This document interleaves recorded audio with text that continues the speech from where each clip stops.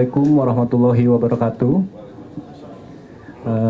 Pertama-tama, saya Dr. Rizky Nerwandi Putra dari Mardiah Medical Clinic ingin mengucapkan turut berduka cita yang sedalam-dalamnya atas berpulangnya almarhum LL. Semoga almarhum diterima di sisi Allah dan segala amal ibadahnya diterima oleh Allah Subhanahu wa Ta'ala. Dan juga untuk keluarga serta rekan-rekan almarhum juga diberikan kekuatan dan ketabahan. Kemudian yang saya hormati Bapak Kabid Humas Polda Metro Jaya, Bapak Kasubdit Narkoba Bareskrim Polri, Bapak Kasat Reskrim Polres Jakarta Selatan, perwakilan dari tim Kementerian Kesehatan bidang farmasi dan juga perwakilan dari Lab 4 Polri. Izinkan saya di sini mengklarifikasi isu-isu yang beredar.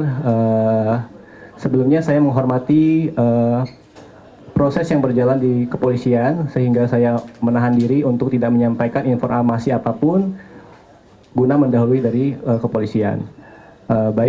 Jadi sedikit saya ceritakan awal mula saya hadir di lokasi diketemukannya almarhum LL.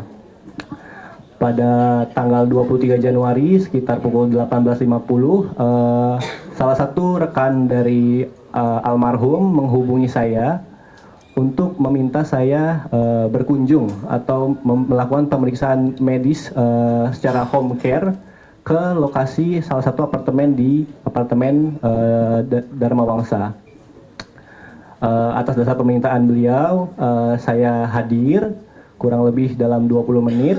Saya telah tiba dan bertepatan juga saya tiba bersamaan dengan rekan dan pasangan almarhum. Dan kami naik bersama-sama seperti yang nampak di CCTV tadi. Setelah saya tiba di lantai 25 tersebut, sudah ada tim dari kepolisian dan rekan-rekan almarhum, dan saya diminta untuk segera melakukan pemeriksaan. Saat saya temui, kondisi almarhum sudah tidak sadar, lalu saya lakukan pemeriksaan ya untuk denyut nadinya, denyut jantung, kemudian melihat pergerakan dinding nafasnya, mencoba mengukur tensi, mengukur suhu, dan pemeriksaan tanda-tanda vital lainnya. Pada saat itu saya tidak berhasil meraba nadi dan tidak melihat pergerakan dinding dadanya.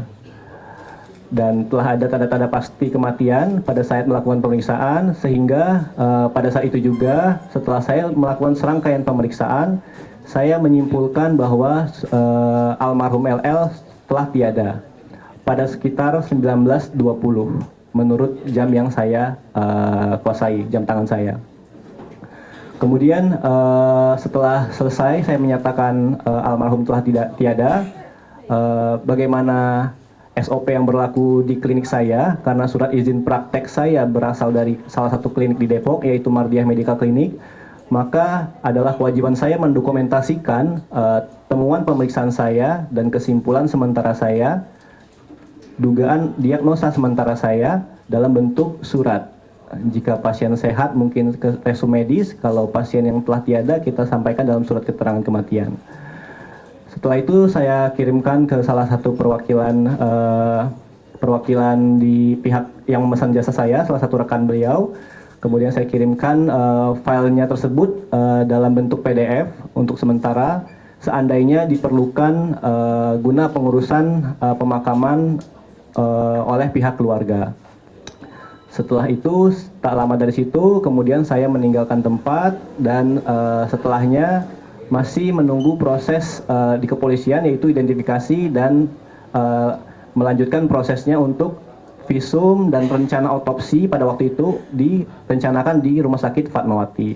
Namun pada sampai di situ saya tidak mendampingi lagi karena sudah dalam proses di kepolisian. Mungkin secara sederhana itu yang dapat saya sampaikan, bahwa simpang siur kliniknya di Depok dan pasiennya berada di area Jakarta Selatan, itu almarhum atau rekan almarhum menggunakan jasa layanan home care, yang mana saya langsung memeriksa pasien di rumah pasien tersebut, namun atas dasar surat izin praktek saya dan klinik saya di Depok, maka saya hanya bisa menerbitkan atas kop klinik Mardiah Medical Clinic tersebut. Mungkin sudah cukup jelas apa yang saya sampaikan. Nanti akan dilanjutkan lagi dari pihak-pihak yang terkait yang akan melanjutkannya. Terima kasih. Assalamualaikum warahmatullahi wabarakatuh. P. Muhammad Iskandar Syah selaku Kasat Reskrim. Permohonan pengambilan dan pemeriksaan DNA juga berdasarkan surat perintah dari Kapus Lafor melalui Sprint garing 2000 garing 200 garing 1 garing res titik 9.5 garing 2026 tanggal 27 Januari. Barang bukti yang kami terima dari rekan-rekan penyidik Polres Metro Jakarta Selatan adalah satu buah spray berwarna putih diduga terdapat bercak darah. Beberapa helai tisu dan kapas bekas diduga terdapat bekas darah. Satu buah kotak warna pink berisi obat-obatan untuk dilaksanakan pemeriksaan tos DNA atau DNA sentuhan. Keempat, satu buah tabung weaving dengan ukuran 2050 gram untuk dilaksanakan pemeriksaan juga DNA sentuhan atau tos DNA.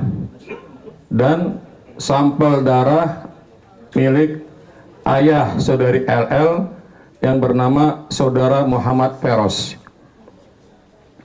Dapat kami jelaskan bahwa dalam pemeriksaan DNA di Pusat Laboratorium Forensik, kami melakukan beberapa tahapan pengujian yang dapat kami sebutkan sebagai berikut. Pertama, kami menguji apakah itu benar bercak darah atau bukan, atau adanya material biologi lain yang ada pada barang bukti.